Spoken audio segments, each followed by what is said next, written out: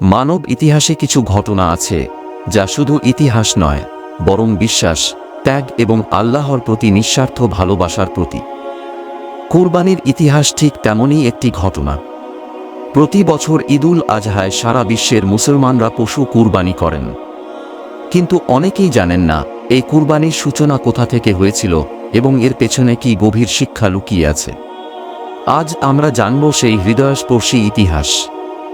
হযরত ইব্রাহিম আলাইহিসসাল্লাম ও তার প্রিয় পুত্র হযরত ইসমাইল আলাইহিসসাল্লামের অবিশ্বাস্য ত্যাগের গল্প।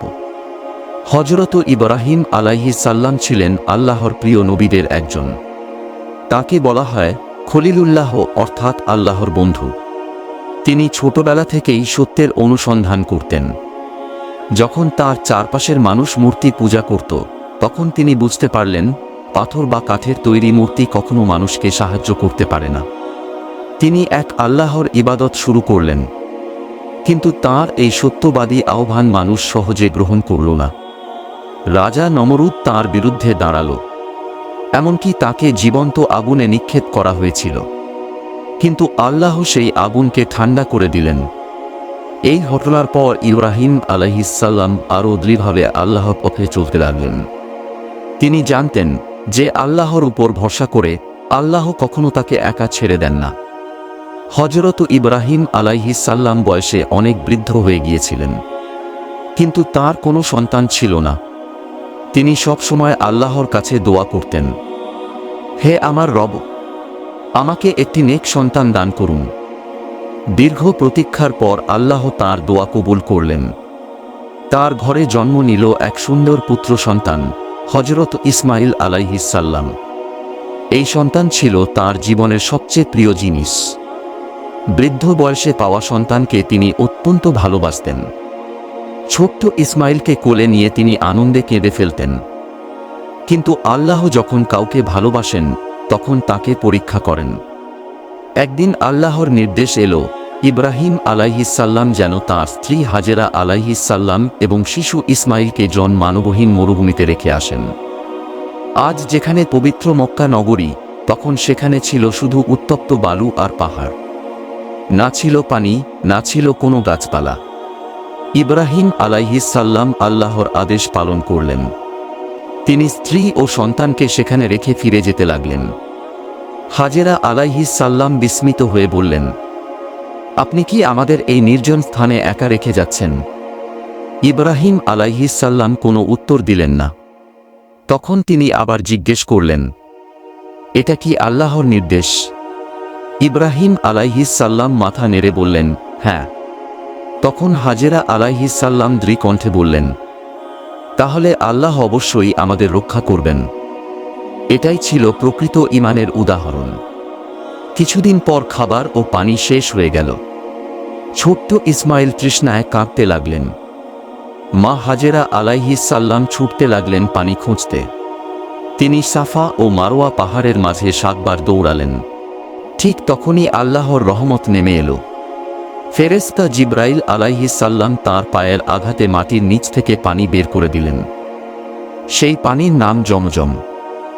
আজও কোটি কোটি মানুষ সেই পবিত্র পানি পান করে। বছর কেটে গেল। ইসমাইল আলাইহিসসালাম বড় হতে লাগলেন।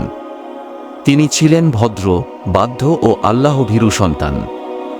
এক রাতে ইব্রাহিম আলাইহিসসালাম এক ভয়ঙ্কর স্বপ্ন দেখলেন। তিনি দেখলেন আল্লাহ তাকে তাঁর প্রিয় পুত্র ইসমাইলকে কুরবানি করার আদেশ দিচ্ছেন। নবীদের স্বপ্ন ছিল ওহীর মতো সত্য। প্রথমে তিনি ভাবলেন হয়তো এটা সাধারণ স্বপ্ন, কিন্তু একই স্বপ্ন তিনি বারবার দেখতে লাগলেন। তখন তিনি বুঝলেন এটা আল্লাহর নির্দেশ। একজন বাবার জন্য এর চেয়ে কঠিন পরীক্ষা আর কি হতে পারে? বহু বছরের অপেক্ষার পর পাওয়া সন্তানকে নিজ হাতে কুরবানি করা। কিন্তু ইব্রাহিম আলাইহিসসালাম আল্লাহর আদেশের সামনে নিজের ভালোবাসাকে ছোট মনে করলেন। ইব্রাহিম আলাইহিসসালাম তাঁর পুত্রকে ডেকে বললেন, হে আমার প্রিয় পুত্র, আমি স্বপ্নে দেখেছি যে আমি তোমাকে কুরবানি করছি। এ ব্যাপারে তোমার মত কি? ছোট্ট ইসমাইল আলাইহিসসালামের উত্তর ছিল ইতিহাসের অন্যতম শ্রেষ্ঠ উত্তর। তিনি বললেন, হে আমার পিতা, আপনাকে যা আদেশ করা হয়েছে তাই করুন। ইনশাআল্লাহ আপনি আমাকে ধৈর্যশীলদের অন্তর্ভুক্ত পাবেন। এই উত্তর শুনে ইব্রাহিম আলাইহিস সাল্লামের চোখে পানি চলে এলো, কারণ তাঁর সন্তানও আল্লাহর জন্য নিজের জীবন দিতে প্রস্তুত। এটাই ছিল ঈমানের প্রকৃত সৌন্দর্য। যখন ইব্রাহিম আলাইহিস সাল্লাম তার পুত্রকে নিয়ে কুরবানির স্থানের দিকে যাচ্ছিলেন, তখন শয়তান তাদের পথভ্রষ্ট করার চেষ্টা করল। সে এসে বলল, তুমি কিভাবে নিজের সন্তানকে হত্যা করবে? কিন্তু ইব্রাহিম আলাইহিস সাল্লাম শয়তানের কথায় কান দিলেন না। তিনি পাথর নিক্ষেপ করে শয়তানকে দূরে সরিয়ে দিলেন। আজ হজের সময় শয়তানকে পাথর মারার যে রীতি আছে, তা এই ঘটনার স্মৃতি বহন করে। অবশেষে সেই সময় এসে গেল। ইব্রাহিম আলাইহিস সাল্লাম তাঁর প্রিয় সন্তানকে মাটিতে শুইয়ে দিলেন। যাতে সন্তানের মুখ দেখে তার হাত কেঁপে না যায়, তাই তিনি চোখ বেঁধে নিলেন। চারপাশ নিস্তব্ধ, বাতাস পর্যন্ত যেন থেমে গিয়েছিল। তিনি আল্লাহর নামে ছুরি চালালেন, কিন্তু আল্লাহর রহমত নেমে এলো। ছুরি ইসমাইল আলাইহিস সাল্লামের গলায় চলল না। ঠিক সেই মুহূর্তে আল্লাহ আকাশ থেকে একটি দুম্বা পাঠালেন এবং ঘোষণা করলেন, হে ইব্রাহিম, তুমি স্বপ্নকে সত্যে পরিণত করেছ। ইসমাইল আলাইহিস সাল্লামের পরিবর্তে সেই দুম্বা কুরবানি করা হলো। এভাবেই আল্লাহ প্রমাণ করলেন, তিনি মানুষের রক্ত চান না, তিনি চান মানুষের তাকওয়া ও আনুগত্য। এই ঘটনার পর থেকেই কুরবানির প্রথা শুরু হয়। মুসলমানরা প্রতি বছর ঈদুল আজহায় পশু কুরবানি করে সেই মহান ত্যাগকে স্মরণ করেন।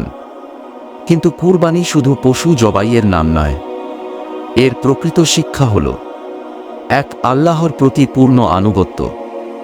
ইব্রাহিম আলাইহিস সাল্লাম দেখিয়ে দিয়েছেন, আল্লাহর আদেশের সামনে পৃথিবীর সবচেয়ে প্রিয় জিনিসও ত্যাগ করা যায়।